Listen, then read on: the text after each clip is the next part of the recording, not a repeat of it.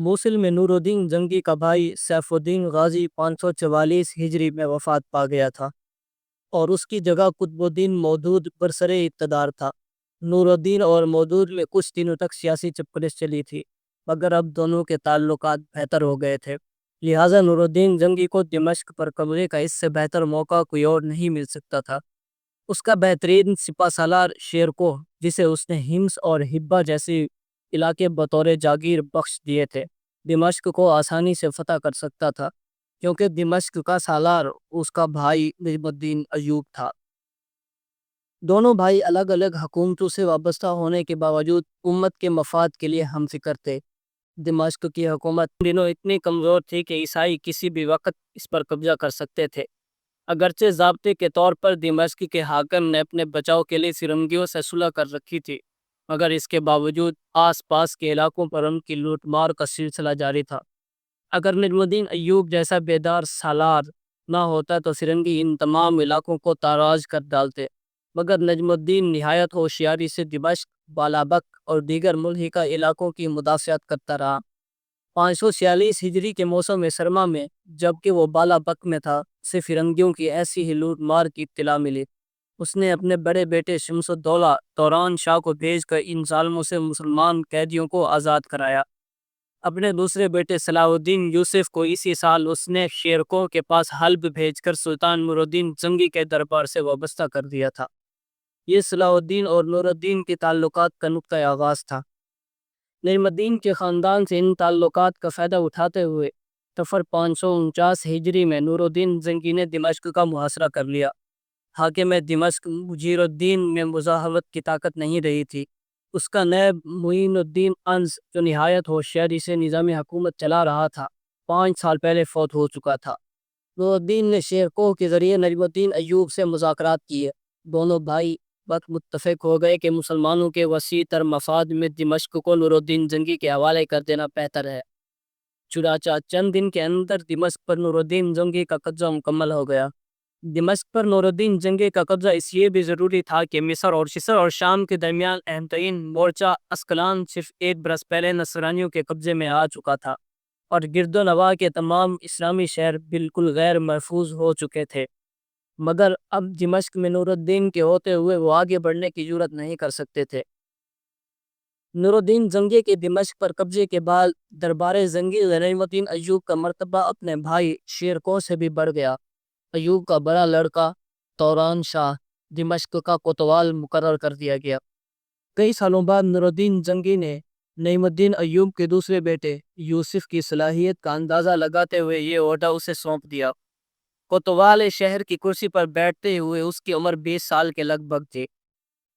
ارکلا نامی ایک شاعر اس کا دوست تھا۔ اس کے کوتوال بننے پر اس نے درج ذیل اشعار کہے: شام کے چوروں، گناہوں سے توبہ کر لو، سزا اور بیڑیاں تمہارے گناہوں کا کفارہ بن جائیں گی۔ اگر تمہارے خیال میں شر اور فساد ہی سے تمہاری اصلاح ہو سکتی ہے تو اب محترم صلاح الدین تمہارے فساد کا بدلہ دینے آ گئے ہیں۔ اس نے یہ اشعار بھی کہے: شام کے چوروں، باز آ جاؤ، میں تمہاری خیرخواہی کی بات کر رہا ہوں۔ تم پیغمبر کی اس ہم نام یوسف سے بچ کر رہنا، جو عقل اور حسن کا مالک ہے۔ وہ یوسف علیہ السلام تو عورتوں کے ہاتھ قطع کرتے تھے، یہ مردوں کے ہاتھ کاٹا کرتا ہے۔ صلاح الدین نے کچھ مدت بڑی خوش اسلوبی سے کوتوالی اور دیوان کے فرائض انجام دیے، مگر پھر دیوان کے منتظم ابو سالم حمام سے اس کا کسی مسئلے پر اختلاف ہو گیا۔ صلاح الدین نے اس قضیے سے بددل ہو کر دمشق چھوڑ دیا اور نور الدین جنگی کے پاس حلب چلا گیا۔ جنگی نے ابو سالم کو قصوروار ٹھہرایا اور اس کی داڑھی منڈوا کر پورے شہر میں گشت کروایا، جبکہ صلاح الدین کو مستقل طور پر اپنے دربار سے وابستہ کر کے خواص میں جگہ دی۔ مورخ ابن ابی طیب کہتا ہے کہ نور الدین سفر اور حضر ہر موقع پر صلاح الدین ایوبی کو ساتھ رکھا کرتا تھا۔ صلاح الدین کی زندگی کا ایک یادگار واقعہ 552 ہجری میں شام کے شہر حمات میں پیش آیا۔ وہ اور نور الدین جنگی ایک غلام عبید جو حمات میں سامان کی نقل و حمل پر مامور تھا، کسی اہم ذمہ داری کے سلسلے میں وہاں ٹھہرے ہوئے تھے کہ زبردست زلزلہ آیا جس سے پورا حمات شہر تباہ ہو گیا۔ تاہم وہ مکان جس میں صلاح الدین اور عبید تھے بالکل محفوظ رہا۔ ظاہر ہے اس وقت کون تصور کر سکتا تھا کہ قدرت خداوندی نے صلاح الدین کو کسی عظیم کام کے لیے بچا کر رکھنا طے کیا ہوا ہے۔ تاہم صلاح الدین کے لدہ خان شاعر اقلا نے اس بارے میں یہ ضرور کہہ دیا: محفل کے صدر صلاح الدین سے کہو کہ غلام کو اس کے سامان سمیت ہر اس جگہ پہنچا دو جہاں جانے کا اسے ارمان ہو، کیونکہ جب تم نے ایک دوسرے کا ساتھ نبھایا تو اللہ نے تمہیں زلزلے سے محفوظ رکھا۔ اس واقعے کے 2 سال بعد موصل کے کسی شخص نے مقامی بزرگ شیخ عمر ملا کو کہا: رات میں نے ایک خواب دیکھا ہے، ایک اجنبی سرزمین خنزیروں سے بھری ہے، ایک شمشیر زن انہیں مارتا کاٹتا چلا جا رہا ہے، لوگ یہ منظر دیکھ رہے ہیں۔ میں نے پوچھا یہ کون ہے؟ حضرت عیسیٰ علیہ السلام ہے یا مہدی؟ جواب ملا یہ یوسف ہے۔ علماء نے تعبیر دی ان قریب یوسف نامی کوئی شخصیت نصرانیوں کا کلا کما کر دے گی۔ عام خیال تھا کہ خواب کا یہ اشارہ لائے عباسی خلیفہ مستنجد باللہ کے لیے ہی ہے، جو اسی سال مسند خلافت پر بیٹھا تھا۔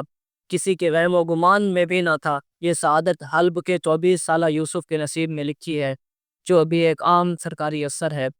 جنگی کو چوگان کا بے حد شوق تھا۔ وہ جہاد کی نیت سے یہ کھیل باقاعدگی سے کھیلتا تھا اور کھلاڑیوں کی حوصلہ افزائی کرتا تھا۔ بعض اوقات رات کو شمعوں کی روشنی میں بھی چوگان کا مقابلہ منعقد کیا جاتا۔ صلاح الدین اور اس کا باپ نجم الدین دونوں اس کھیل کے ماہر تھے، اس لیے زنگی کے ہاں قدرتی طور پر ان کی قدر و منزلت بڑھ گئی۔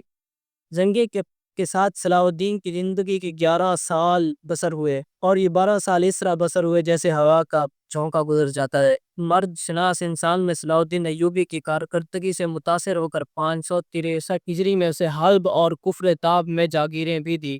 یہی ساکھا جب زنگی اور صلاح الدین دونوں چوگان کھیل رہے تھے کہ صلاح الدین کا گھوڑا پھسل کر گر پڑا اور وہ زخمی ہو گیا۔ کاتب عماد الثانی نے اس موقع پر صلاح الدین کے لیے چند تعزیتی اشعار بھی کہے۔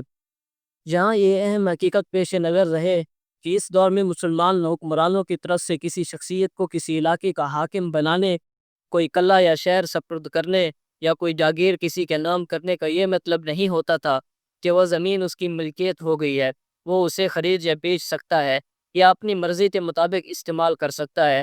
جاگیریں نام کرنے کا یہ نیا مفہوم انگریز دور کا ہے، جس میں جاگیردار کو زمین کی ملکیت دے دی جاتی تھی۔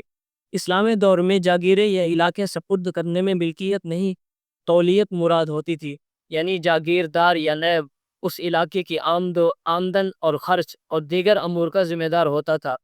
یہ ایسا ہی ہے جیسے آج کل کسی کو کسی مسجد کا متولی، مدرسے کا معتمم یا کسی ٹرسٹ ادارے کا ذمہ دار بنا دیا جائے۔ مسلم سلاطین کے محتاط جاگیرداری اور نیابت کا منصب ایک ٹھیک ٹھاک آمدن کا ذریعہ تھا، کیونکہ جاگیردار کو اپنے زیر انتظام علاقے کی پیداوار کے محصولات کا ایک طے شدہ حصہ بطور اجرت یا تنخواہ ملا کرتا تھا۔ یہ طے شدہ حصہ 5%، 10% یا زائد بھی ہو سکتا تھا۔ اگر کسی علاقے کی سالانہ پیداوار 5 لاکھ دینار کے برابر ہوتی اور اس سے محصولات کی مد میں 50,000 دینار وصول ہوتے تو 10% اجرت کے لحاظ سے جاگیردار کو سالانہ 5,000 دینار آرام سے مل جاتے تھے، جو ایک خوشحال زندگی گزارنے کے لیے کافی تھے۔ لیکن اس منصب کو نبھانا آسان نہیں تھا۔ جاگیردار اور نائبین سلطنت اپنے علاقوں کے تمام امور کے ذمہ دار ہوتے تھے۔ حکومتی اخراجات کے لیے ذرائع آمدن پیدا کرنا، ان کا پورا حساب رکھنا اور آمدن کو طے شدہ مصارف میں خرچ کرنا ان کا اولین کام تھا۔ آمدن کا بڑا حصہ مختلف سرکاری اداروں کے اخراجات نیز عوام کی فلاح و بہبود، شفاخانوں، تعلیم گاہوں، مساجد، خانقاہوں، سڑکوں، قلعوں، سراؤں اور حفاظتی چوکیوں کی تعمیر، مرمت اور دیکھ بھال میں خرچ کیا جاتا تھا۔ وقف اداروں کے اخراجات میں تعاون کرنا، مفلسوں، غریبوں اور ضرورت مندوں کو حسب استحقاق مالی تعاون فراہم کرنا بھی حاکم یا جاگیردار کی ذمہ داری تھی۔ اس کے ساتھ مقامی فوج کی جملہ اخراجات اور سرکاری ملازموں کی تنخواہوں کی ادائیگی بھی حاکم یا جاگیردار کے سپرد ہوتی تھی۔ علاقے کے آمدن کا ایک طے شدہ حصہ مرکز کو بھیجنا ضروری ہوتا تھا۔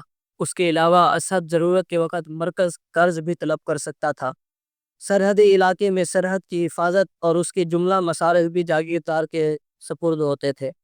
سپاہیوں کی بھرتی اور تربیت کے علاوہ جب مرکز کو اضافی فوج کی ضرورت ہوتی تو سپاہیوں کی فراہمی اور بروقت روانگی کے امور بھی حاکم انجام دیتا تھا۔ یہ تمام مصارف مرکز کو بھی درپیش ہوتے تھے، مگر اس کے علاوہ بھی کچھ اخراجات کی مدیں تھیں جو صرف مرکز پر لاگو ہوتی تھی۔ جن میں قابل افراد کی مالی حوصلہ افزائی کرنا، اہل علم و دانش اور عسکری کارناموں کے حامل لوگوں کو تحائف دینا، بیرونی وفود کا اعزاز و اکرام کرنا، مخالفین کی وفاداریاں پانے یا کسی حریف سے صلح کرنے کے لیے انہیں حسب طلب مال فراہم کرنا وغیرہ سر فہرست ہیں۔ یہ تمام اخراجات سرکاری خزانے سے دیے جاتے تھے اور ملکی قانون میں یہ طے شدہ تھا کہ حکمران امور مملکت کی بہتری، سلطنت کی ساکھ، سرحدوں کی حفاظت، حکومتی انتظام اور دربار کے وقار کے لیے سرکاری رقم استعمال کر سکتا ہے۔ بڑے عہدیداروں مثلاً وزراء، قاضیوں اور سپہ سالاروں کی تنخواہوں اور ان کے لیے اعزاز و اکرام کے خرچوں کی ادائیگی بھی مرکزی خزانے سے ہوتی تھی۔ شاہی خاندان کی جملہ اخراجات کی مد بہت اہم تھی جو شاہی خزانے سے ادا کی جاتی تھی۔ اگر بادشاہ محتاط ہوتے تو مناسب حد تک ہی لیتے، اگر اسراف پسند یا ظالم ہوتے تو بے دریغ خزانہ اپنے خاندان پر لٹاتے۔ تاہم خزانہ یا بیت المال بہرحال ایک عوامی اور سرکاری امانت ہوتا تھا جو قانونی طور پر قید ضابطے کے تحت آتا تھا۔ اس کے حساب کتاب کے لیے خازن، نائب خازن اور منشیوں کا پورا عملہ ہوتا تھا۔ صوبوں اور مرکز کے یہ مصارف لاکھوں دینار اور کروڑوں دراہم کو پہنچ جاتے تھے۔ صوبوں اور شہروں میں محصولات کی لاکھیں کی پیداوار سے حاصل کیے جاتے تھے۔ حاکم کے کرندے زمینداروں، کاشتکاروں، گلابانوں اور تاجروں سے زکوٰۃ اور عشر وصول کرتے تھے۔ تجارتی قافلے بھی ٹیکس ادا کر کے کسی سرحد کو عبور کرتے تھے۔ بعض جگہ ان کے علاوہ بھی ٹیکس عائد کیے جاتے تھے، تاہم شریعت پر پختہ حکمران زائد ٹیکس عائد کرنے سے حتی الامکان اجتناب کرتے تھے۔ کبھی کبھی مرکز کو بیرونی فتوحات اور جہاد کے ذریعے یکدم لاکھوں کروڑوں کی آمدن ہو جاتی تھی، لیکن مہم ناکام رہتی تو کروڑوں کا خسارہ بھی ہو جاتا تھا۔ یہ خیال غلط ہے کہ اس دور کے مسلمان بادشاہ مملکت، شہروں اور صوبوں کو ذاتی جاگیر بنائے ہوئے تھے، جسے چاہا جب چاہے کوئی شہر بخش دیتے تھے۔ ایسا نہیں تھا، بلکہ تخت شاہی بھی ایک منصب تھا جس کے قواعد و ضوابط تھے۔ اسی طرح شہروں اور صوبوں کی سپردگی بھی ایک منصب اور ذمہ داری کے طور پر ہی ہوتی تھی جو قاعدے اور قانون کے تحت ہوا کرتی تھی۔ حکمران جب مناسب سمجھتے منصبدار کو معزول بھی کر دیتے تھے یا اس کا تبادلہ کر دیتے تھے۔ ان سیاسی اور انتظامی امور، حکومتی معاملات اور قواعد اور ضوابط پر اس دور کے اہل علم و دانش نے باقاعدہ کتابیں تصنیف کی ہیں، جن میں علامہ ماوردی کی الاحکام السلطانیہ، ابن ازرق کی بدائع الصنعت، شیخ الاسلام ابن تیمیہ کی سیاست الشرعیہ، علامہ کلکشندی کی معاصر الانافتہ، ابو بکر طرطوسی کی سراج الملوک اور قاضی ابن فرزا کی الاحکام السلطانیہ قابل مطالعہ ہے۔